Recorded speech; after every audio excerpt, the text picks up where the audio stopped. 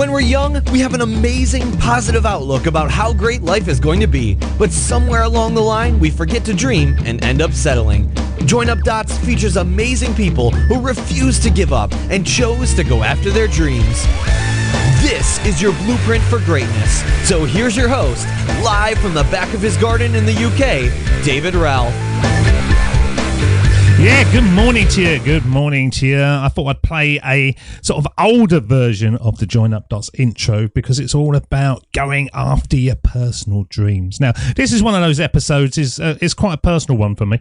Most of the Join Up Dots episodes are personal, but yesterday, I don't know when you're going to get this podcast, but it was basically September the 12th, 2023 was a bit of a emotional day in the Ralph's household because our youngest daughter moved out, and it was really emotional because she is following her heart. She's creating her own path to achieving her dreams, but she's not ready to move out. She's a home-loving girl, and she loves her home comforts and stuff. So we had a bit of an emotional moment yesterday. It wasn't just a moment, it was emotional 9 hours, 10 hours, whatever, with her and the wife crying all the time. Now, what I wanted to talk about is that basically it comes down to these moments when you can have excuses. You can have excuses that will live with you for the rest of your life, that you will be on your deathbed and you think, if only I did that, if only I did this. Now, hopefully, my daughter will be a lot better this morning after she slept in her new accommodation overnight, and she will be getting better each time as she meets new people and finds her place in the world. But it's still really difficult, isn't it? Doing these things in life where you haven't got all the answers and you don't even want to be doing it, really. You just want to have the end result. It's not easy. And in life, there's moments that truly define us, moments where we're presented with a choice to make excuses or really to take charge of our destiny. And a friend of mine called Neil told me a little story which made me think about this podcast episode, and he was saying that he wants to get more fit, he wants to do this, he wants to do that, but he can't quite get his arse into gear. And it's that getting your arse into gear and your mind into gear and going, okay, there's no plan B. It's got to be this or nothing at all. So yesterday, my daughter, she's just 18 years old, and she's got her heart set on pursuing a drama course. She wants to work in theatre. She wants to be on the stage in London. Now, she's not aiming to be the star, but she just wants to have that as her world. She wants to be, one of the background dancers or singers or whatever. And she's always been like that ever since she was a small girl. She would come home, take her clothes off, keep her knickers on, thank God, and as a 5-year-old, 6-year-old, just be doing cartwheels and dancing and singing and putting on little shows. And so it's always been in her, but still she wasn't quite ready to leave the comfort of her family home. And we moved her over to her digs in Colchester, Essex, and the tears flowed. Not only from her eyes, but also from the eyes of her mum. I was pretty good. I'm good at not showing any emotion, as I've said in other shows. And maybe this was the time that I should have showed her that I was struggling with this as well. Now, despite her initial reluctance, I suppose, she's made a pivotal choice, and that is to pursue her passion despite the fear and uncertainty. And it's a choice that many of us can relate to, where dreams seem distant, but excuses are abundant. We've got so many reasons why we don't do something, but very few reasons why we do. But here's the lesson. Even when it seems tough, never let personal excuses hold you back.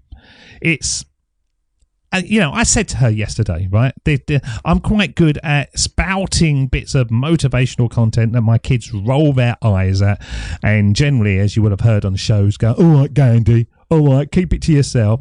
But yesterday I said to her, you've really got to illuminate your own path.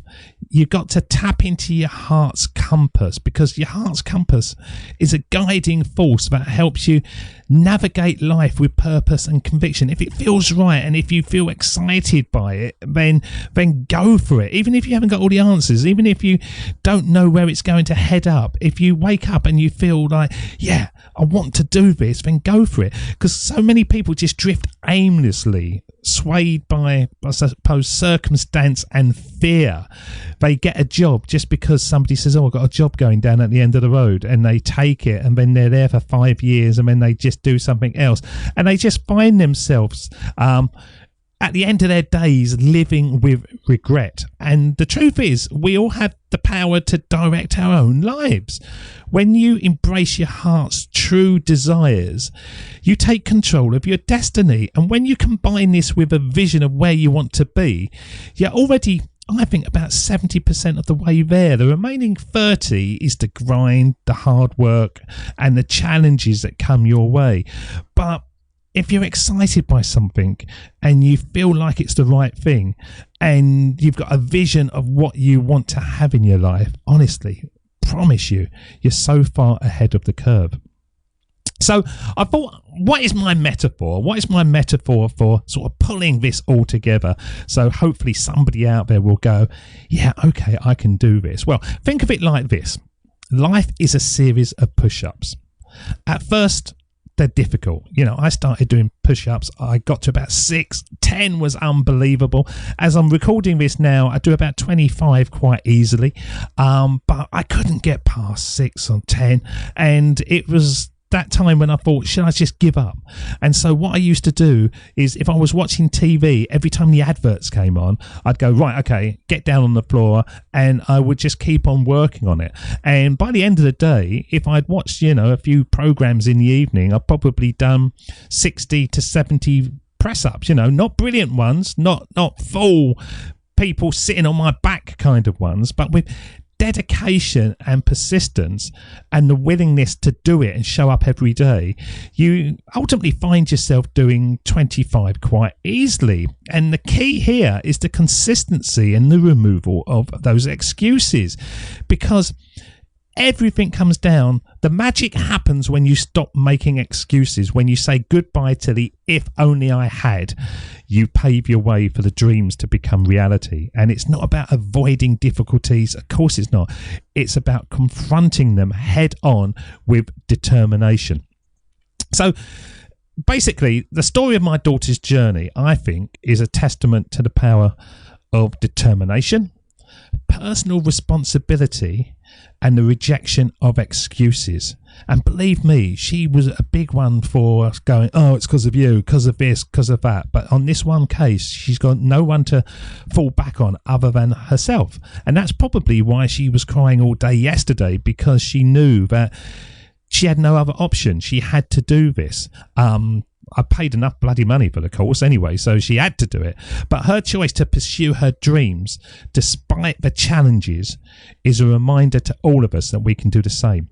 So take a moment today, reflect on your own life. What dreams have you put on hold because of personal excuses? What could you achieve if you embraced that heart's compass and directed your own path? Because remember, life is a series of push-ups. It's about showing up, getting rid of all the excuses that you've got, and just making it happen. And it may not be easy, but it'll be worth it. So let's challenge ourselves to live a life free of personal excuses. And I believe that we'll find the happiness and fulfillment that the world so desperately wants us to have. Your destiny awaits. Embrace it. Don't have a plan B, and just keep on moving forward.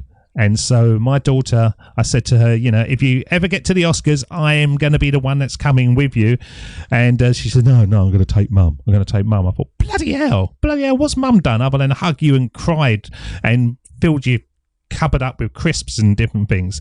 But anyway, she'll take who she wants. And that's what life is about. It's about having your vision and turning up every day and having no personal excuses. So, if that resonates with you, send us an email. Tell us about your own personal excuses. Tell us how you decided to do something and how it changed your life. Tell us about how you didn't try to do something and that also changed your life, because ultimately it's all down to you deciding to do it and making it happen.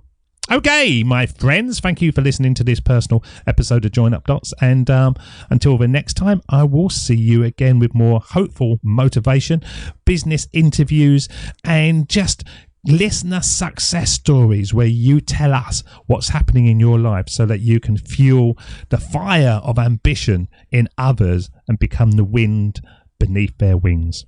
Until next time, I'll see you again. Cheers. See ya. Bye-bye. That's the end of Join Up Dots. You've heard the conversation. Now it's time for you to start taking massive action. Create your future, create your life. It's the only life you've got. We'll be back again real soon. Join Up Dots, Join Up Dots, Join Up Dots, Join Up Dots. Join up,